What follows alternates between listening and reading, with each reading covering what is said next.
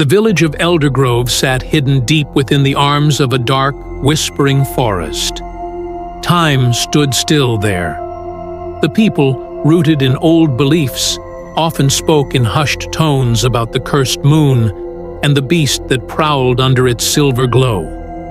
No outsider dared visit, and no villager ever left, except for one. Her name was Amara. Amara was different. Her mother, Eleonora, had been a traveler, an outsider who had arrived years ago under strange circumstances. Pregnant, wounded, and barely alive, she was taken in by the village healer, Old Marwyn.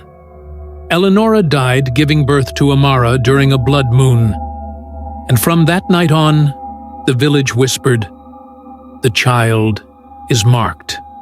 Amara grew into a quiet, beautiful girl with haunting eyes that seemed to shimmer in the dark.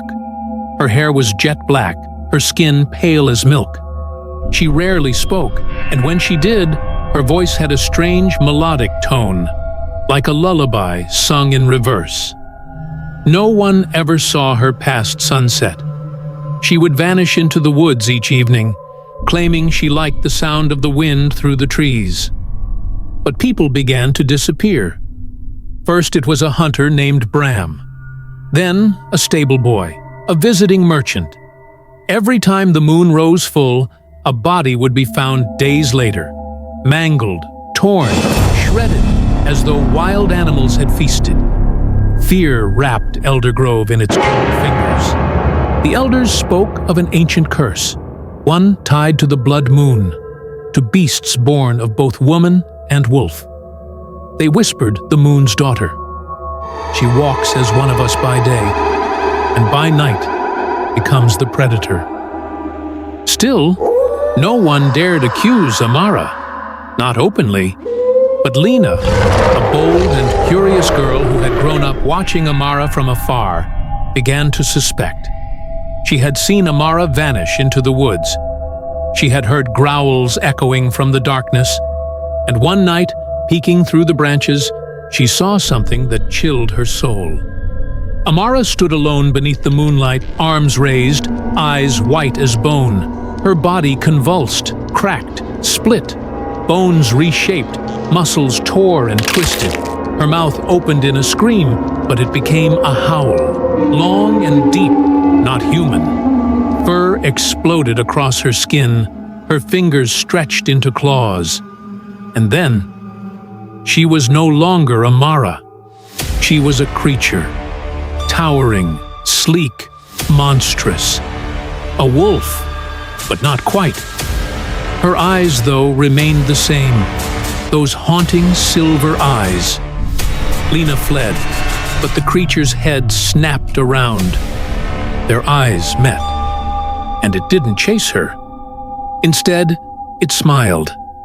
The next day, Amara was back in the village, barefoot, her dress soaked in blood. I got hurt in the woods," she said softly. "A bear. I barely escaped." Lena didn't tell anyone what she saw. Who would believe her? But she knew she had to find the truth. She visited old Marwyn, who was nearly blind now, her memory fading like dust in the wind. But at the mention of Eleonora, the old woman stiffened. She wasn't human, Marwyn said. She wasn't right. Said she was running from something. Said the moon was chasing her. She bled silver.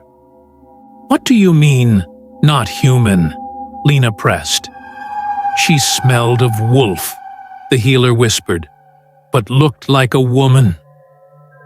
That night, Lena broke into Amara's small cabin by the woods. It was filled with strange drawings, circles of moons, old runes, sketches of wolves and women tangled together. In a wooden box, she found a journal, Eleonora's.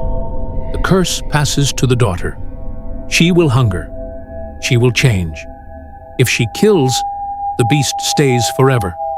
The blood of innocence feeds the wolf within. I must end this before she grows, before the moon claims her soul.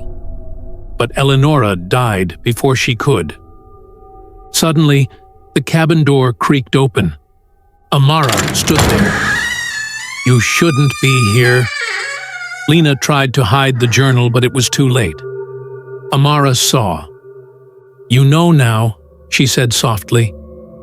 "I was hoping you wouldn't." Lena backed away. "Why don't you leave the village? Why do you kill them?" "I don't want to," Amara said, her voice trembling. "I try to fight it. I chain myself. I drink herbs. I scream into the woods. But every full moon, I lose time. I wake up bloody, hungry. I hear their voices, the ones I've killed." "But why?" Lena whispered. Amara's eyes filled with tears. "Because the wolf is not separate from me. It is me, and it's growing stronger. One day, I won't come back." Lena's heart pounded. "Then let's stop it. End the curse." Amara stared at her. "The only way to end it is death." "No," Lena said, voice shaking. "We find another way." They went to the ancient ruins beyond the forest, where the old gods were said to sleep. Deep underground, beneath the Temple of Thorns, they found the Chamber of the Veiled Moon. Symbols lined the walls, markings of a ritual that could separate the wolf from the woman. But it required a sacrifice. A willing soul had to bind itself to the curse, pull the beast into their body, and lock it away forever. "I'll do it," Lena said. "No," Amara gasped. "You don't understand what that means. I'd rather carry it than let you suffer." But the ritual needed more. Blood from both the cursed and the willing. A moonflower, ash from a werewolf's heart, and a silver dagger forged from the fangs of the first beast. They had 3 nights before the next full moon.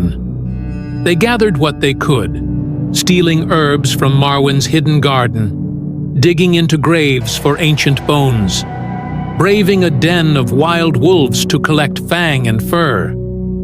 But something was wrong. Amara was changing before the full moon. She began to lose control in the daylight. Her voice would glitch, her skin would twitch, and sometimes she'd wake up in places she didn't remember walking to. And then, the murders began again. This time, children. One morning, the entire village was in panic. 2 children were found torn apart near the creek. Amara's dress was soaked in blood again. "I didn't mean to," she wept. "I blacked out. I didn't know." Lena was torn. Could she still save them? Or was it too late? The final night came. They performed the ritual. The moon rose blood red. The ground shook. Candles flickered and died. Amara screamed as the beast inside her awakened fully, this time not waiting for transformation. It tore through her skin violently, erupting like fire. The creature was massive, stronger than before, with eyes that burned like hellfire. Lena raised the silver dagger. The beast snarled, but hesitated. Somewhere, deep inside, Amara was still fighting. "Do it!" she screamed from within the wolf's throat. "Kill me!" But Lena didn't. Instead, she stabbed herself. The dagger pierced her chest. Blood flowed freely. The runes on the ground lit up, and the beast was pulled forward, screeching, snarling, as if being sucked into a vacuum. It tried to escape, but the ritual bound it, dragged it, twisted it, and then sealed it inside Lena. She collapsed. Amara, naked and human again, crawled to her side. "Why? Why would you?" Lena smiled faintly, her breath shallow. "Because you were the only good thing in this cursed place." Her eyes went white, then black. She died. Or so they thought. A year passed. The village recovered. The killings stopped. Amara became the new healer, and the people slowly forgot. But sometimes, on cold nights, they saw a figure walking deep in the woods, a girl with silver eyes and a long cloak. She spoke to the trees. She whispered to the wind.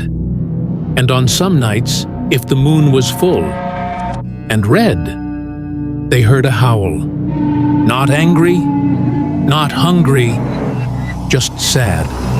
The wolf still lived, but now it wept.